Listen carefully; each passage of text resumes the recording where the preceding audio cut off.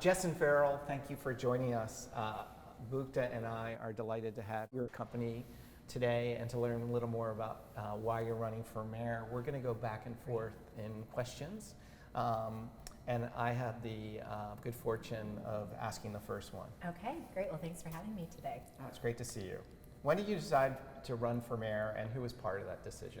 Ooh, that is a great question. I mean, as you all know, I ran in 2017, and so I have been through this once before. I know what a hard thing it is to go through a mayoral campaign, and did not take the decision lightly to get into the race at all. You know, just recognizing it's hard to campaign. This is a really challenging moment for the city. But there were some people who mean a lot to me in our political world, you know, in our civic community, who really encouraged me to do this. At that time, I was on the Community Passageways Board, and Dominique Davis is someone that I really love and respect, and you know, his belief in me to be able to do this really mattered. You know, some of my close colleagues and friends, you know, from politics really mattered, and then my kids really wanted me to do it. You know, I think their experience of having a mom in political office was really positive, you know, and the fact that they were really excited about another race, you know, even though it's hard and I have to have split attention so much of the time, the fact that they were excited about that really helped me believe in myself to be able to do this. Thank you. What do you think makes a good mayor, and can you name a few examples of good mayors for us? Yeah, okay, that's a good question. So I think that there are really three, you know, to the extent this is an extended job interview, and I'm interviewing with you and all of the people in the city, you know, to me there are really three big things that the mayor needs to do. One, be able to run a large organization, right? Because there are 12,000 city employees, it's, you know, many city departments, so being able to really be someone who's able to lead a large organization, that really matters. I think being able to do the art of politics also matters. It's fundamentally a political job, and that means being able to communicate and receive and listen to the public and co-create with the public. It means being able to work with the council. It means, you know, just being able to do the things in politics, which to me is defined as the art of collectively solving problems, is really an important skill set in the job. And then the third one, and I think this is true all the time, but it's really true right now, is our institutions don't work for everyone. They don't work particularly for Black and Indigenous and, you know, other people of color in our community, whether it's our policing institutions or our land use institutions. And so really being able to transform our institutions so that they really meet the needs of everyone in our community and also meet the major challenges like climate change. We're not set up to address climate change in the way we need to. So those are the really big things I think the next mayor needs to be able to do. And can you name And good mayors? I'm claiming Mayor LaGuardia and Mayor Cisneros from the past, but every other mayor anywhere in the United States, you can. Okay, so let's see. Which mayors am I really excited about, and who am I paying close attention to? Just give us one or two. You know what? Why don't we just go down to Tacoma and look at Mayor Victoria Woodard's? She's awesome.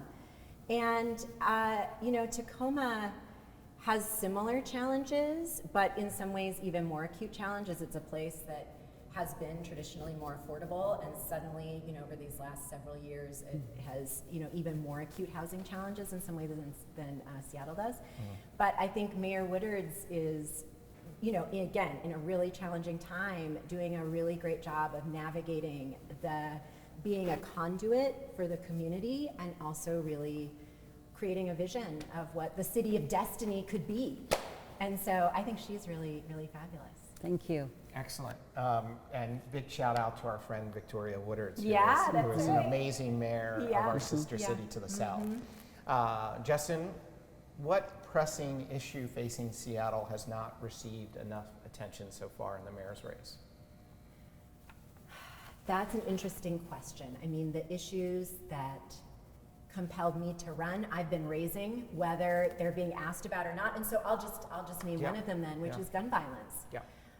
It has come up a little bit, but it is not typically the top tier issue the way homelessness and public safety and gun violence does fit into that a little bit. But we have a gun violence epidemic, pandemic happening in our city.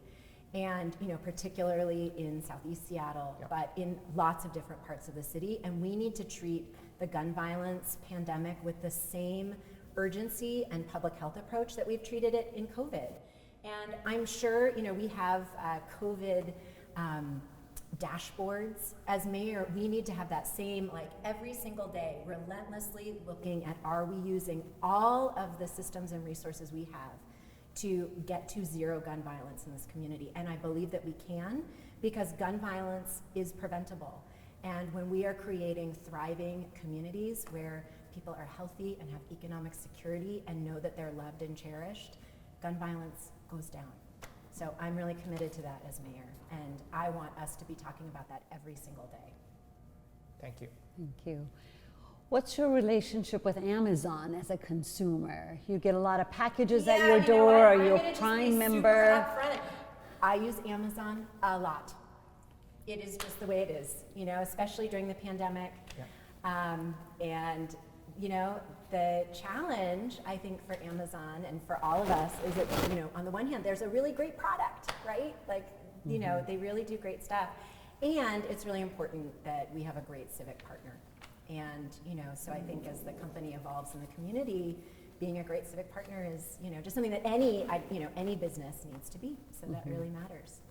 So there has been a tremendous accumulation of wealth and a dramatic growth in poverty and homelessness in our region. It's not the result of just one company's presence, but using Amazon as an example, Amazon has a lot of power in the region, a lot of power nationally. Questions about the tax payments of the former CEO have been raised. What would be your strategy to address these inequalities that we could say that perhaps Amazon has exacerbated? Well, let's go really wide lens on income inequality, and then we can talk more specifically. I mean, at the end of the day, we are seeing what 50 years of trickle-down economics has wrought. And the definition of trickle-down economics in my mind is, lower taxes for the rich or no taxes, deregulation of the powerful, and wage suppression for everyone else. And then when you really dial in systemic racism and the centuries of, decreating wealth and taking wealth from, Black and Indigenous members in our community, you have the crisis that we have now. And so we cannot get around this crisis of income inequality, which has a really interlocking nexus with racial injustice, unless we're really getting at those things very intentionally, like the Black-white wealth gap in the city as an example. And so then what that means from a taxation point of view, but that's only one tool, it means, this is a state that has the most regressive tax system in the country. Maybe it's like jumped up a couple notches because of the work that the legislature did around capital gains and the work that the city council did with the Jumpstart tax. Those are really important things, and we need to, as a North Star, make sure that we are continuing to expect that the wealthiest in our community fund the services that we all want. So that's a principle that really is important to me. And then number two, I am a liberal Democrat. I've been an elected official. I've worked on tax measures as an advocate in transportation.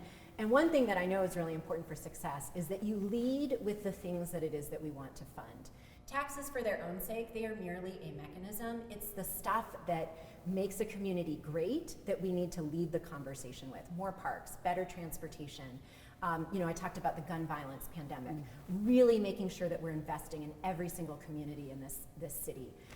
So those two things are really what animate my view around taxes. It has to be progressive, and let's start the conversation and continue the conversation around what it is that we want to fund.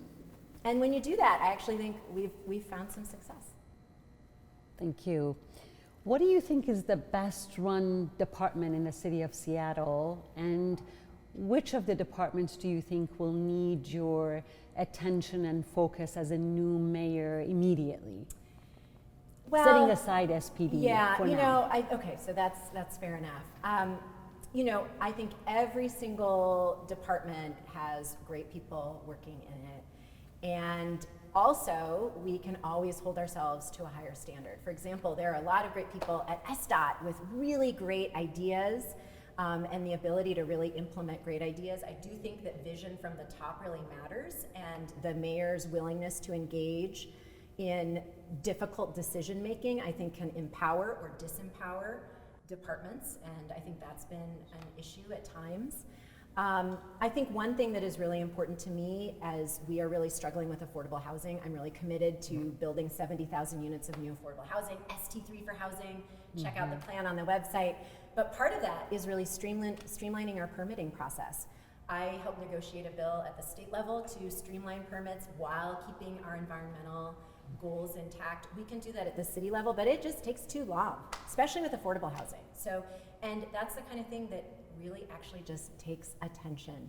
It's not easy to change bureaucratic inertia, but we need to do that. Thank you. Jessyn, the next question has a 2 or 3 word answer. That's hard for me. Okay. So, and 3 words. it's 2 words. it's 2. I'll definitely It's go 3. it's well, we'll see. Okay, Okay. we'll see. I'm gonna hold you to that. No, okay. I'll hold you to Let's 3. try. Somebody will be happy that you did. New York City just finished a ranked choice election for mayor. In King County, if King County had ranked choice voting right now, and we may soon, who would you pick as your number 2 for mayor, assuming you are your own number 1? 2 or 3 word answer. Well, you know what? 2 or 3 word, no obfuscating, just give us 2 words or 3 words. The person you would pick is your number 2. Watch your show. Need more information. Pick someone. We're Not gonna do it. We're gonna ask you I to played this game. Nope, not pick a gonna do number it. 2. You're not wedded to it. Nope, not The gonna do it. cameras aren't I'm rolling. undecided. Justin, who? I'm undecided. 2 words. Yeah. People are gonna answer this. I know they are. They may not though. Who you've been favorably impressed by?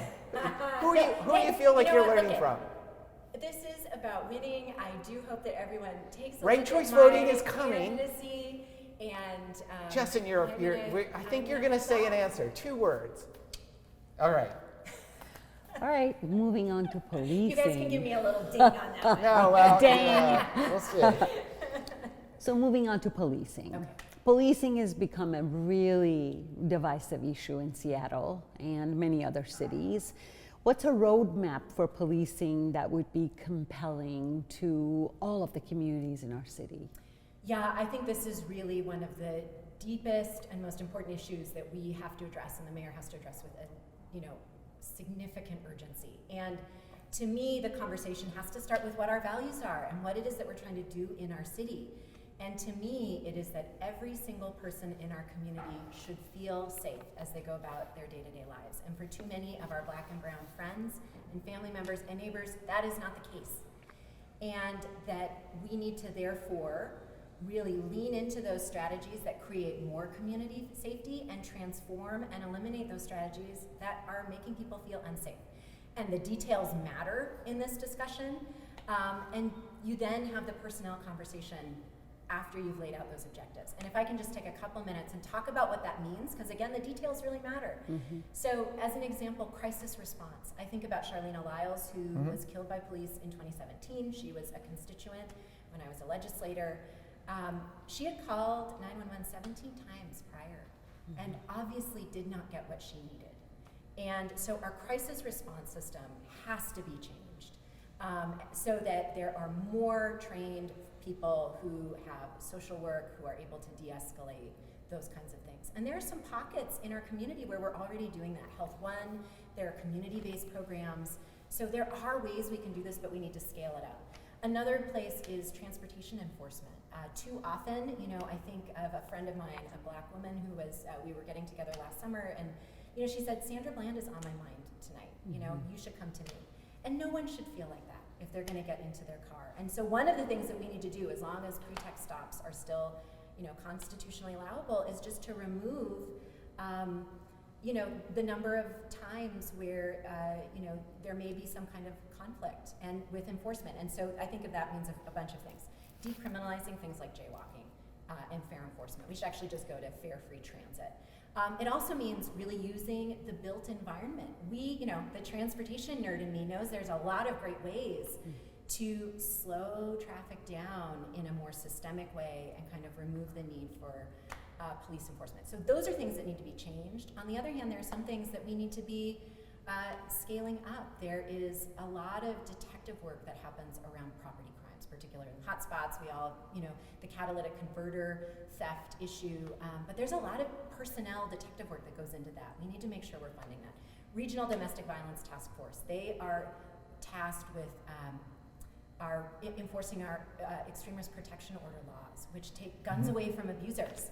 And in the tumult of last year, there were actually officers that were cut from that. So that's why the details matter, but it has to be values-based and objectives-based and function-based.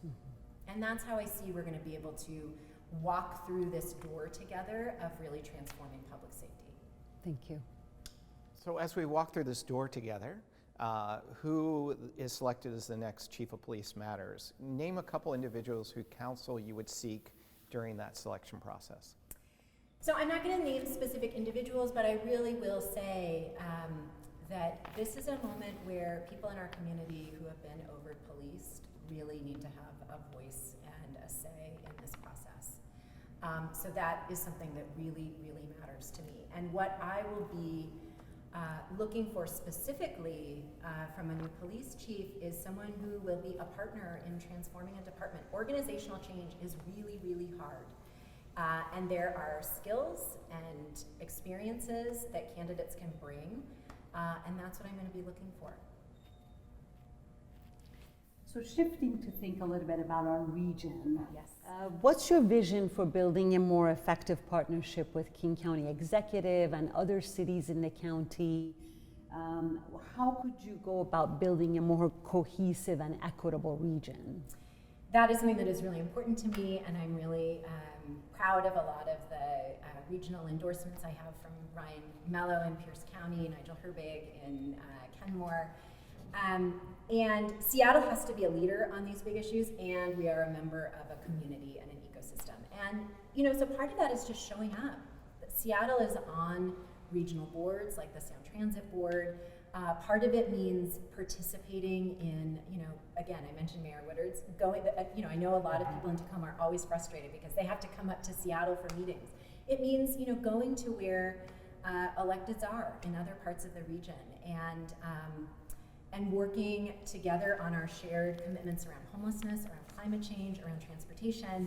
I have had the opportunity as an advocate, as a legislator, to work with people across the region, and to me this is just going to be a continuation of how I've already been engaging my career. Jessyn, the conversation that Bukta and I are having with you is sponsored by Chophouse Row in the Cloud Room, which is a constellation of vibrant small businesses. So you're familiar with a lot of them, but we have McKinney Howe up at Plum. Folks who call this area home, and then small businesses around the city matter a lot. What small or mid-sized business or Seattle employer do you admire, and why, especially when it comes to their approach to equity, employee compensation, and diversity? Well, I would actually just love to talk about Liz Dunn. Yeah. I was the chair of the Governor's Task Force on Economic Recovery during COVID, and I called her in June. And she was really an important partner in thinking creatively about how we were going to support the entire ecosystem of small businesses, smaller landlords like Liz, and what the financial sector could be doing to really help support landlords like her that were really making sure that folks could stay afloat during this really hard time. And so the thing that so what we ended up doing is spending a lot of time convening meetings and listening, particularly to Black and Indigenous and other people of color owned businesses around the state and particularly in King County. And we discovered that there were a lot of businesses that were being left out of the federal programs, particularly those that didn't have traditional banking relationships. And so as a consequence of these series of meetings with financial folks and landlords and small business owners, we created a $50 million fund that was targeted at people who were being left out of federal programming. should have been $500 million, honestly. Thank you. Yeah.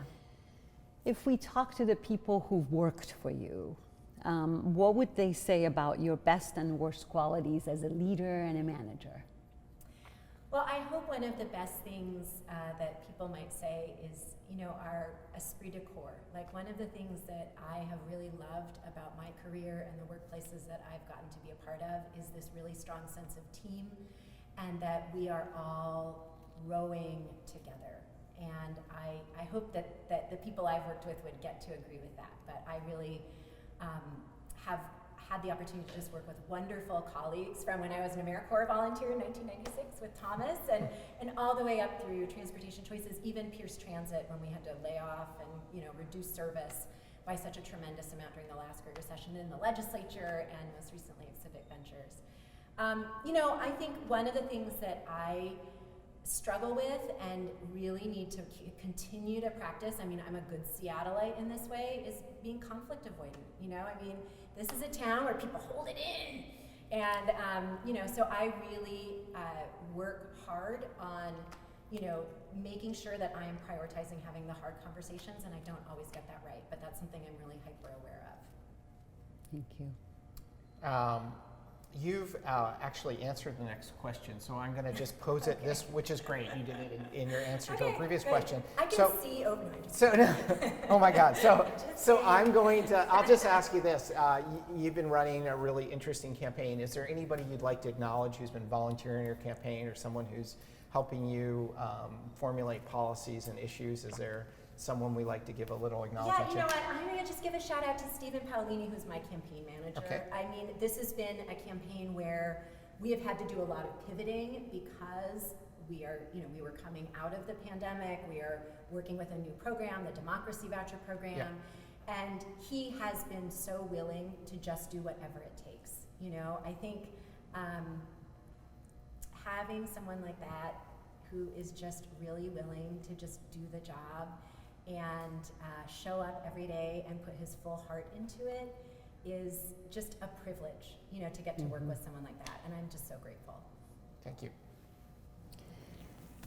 What is your vision for how the very broad range of residents in our city can have more of a sense of belonging and connection, to be a part of a community together, to see each other as neighbors and feel valued regardless of their demographics or what makes us different from one another? Okay, I'm going to go way out on a limb on this answer and just share something that's really been something that I've been thinking about. So at the outset of the pandemic, there was a really wonderful and profound essay written by Arundhati Roy, and it was about a pandemic being a portal, and maybe you read it. And the idea was that we have the opportunity to walk through the portal at the end and really leave the baggage of the past behind. And one of the things that I would like to compel us to leave behind is how much isolation infuses our culture and our policy.